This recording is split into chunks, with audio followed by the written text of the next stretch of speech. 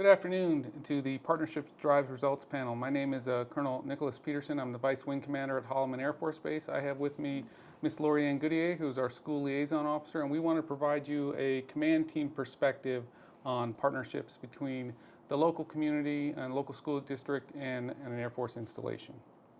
Thank you so much for joining us today, sir. So how do you see pre-K through 12th education as a commander's or a command team issue? So education as a whole is a #1 retention issue for airmen and their families.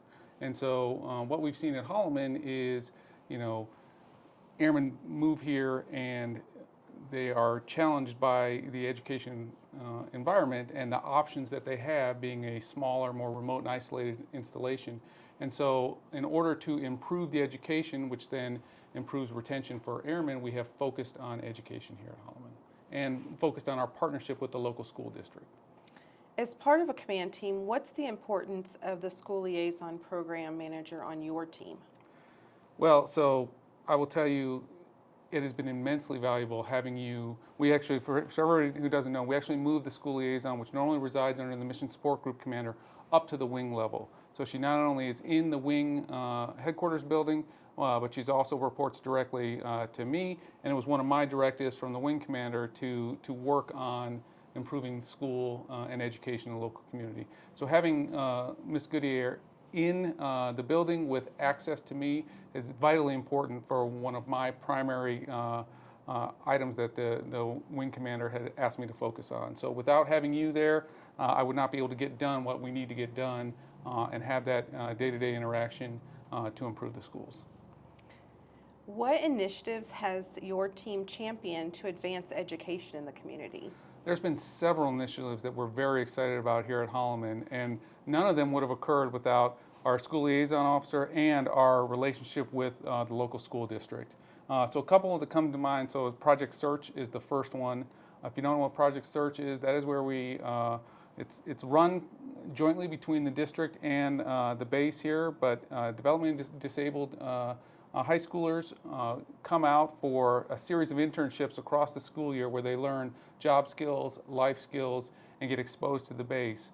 We're just starting our second round of this, and our first round, it was great because we actually had some of the kids who actually went through the entire course, graduated, and then got hired on the installation to fulfill jobs. So we're incredibly excited about this. We're incredibly excited to see how this continues to grow.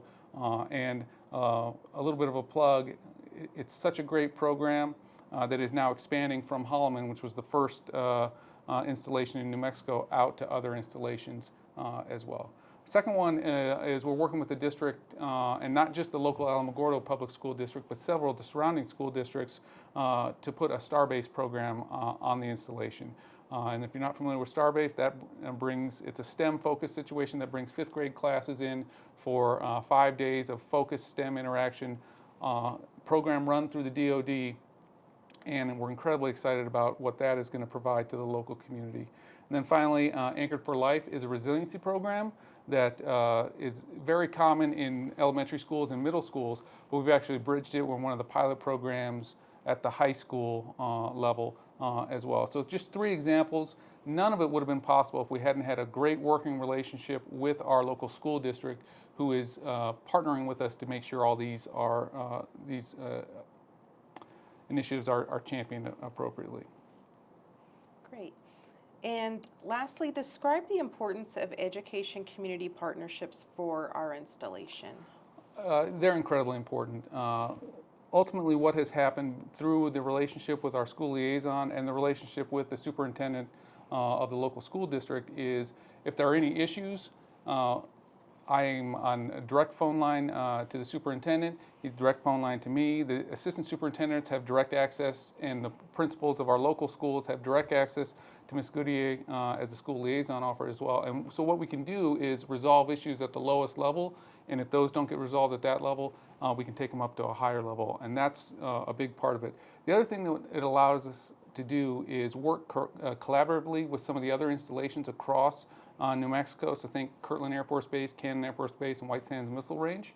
And then together, all of our school liaisons work with the state to basically champion initiatives at the state level that will benefit all of the installations. And I think that is a key thing that we can take away from partnerships. It's not just with your local school district, which is great and absolutely required, but it's also amongst the installations across the state to work with the state in order to improve education across the entire state for our military affiliated families. Fantastic. Do you have any last comments you'd like to make? No, just a shout out for a strong school liaison program and a real partnership with the local school districts, because that is how you improve education, and education is one of those issues that drives not only retention but also desire to come to an installation. And so a lot of military members will put up with a lot of stuff, but if you can, especially if you can provide a quality and safe education for their children. So that is why it's a focus area for us, and why I think a strong partnership and a strong school liaison program is a must for an installation. Thank you so much, Colonel Peterson. Thank you, Ms. Goudier.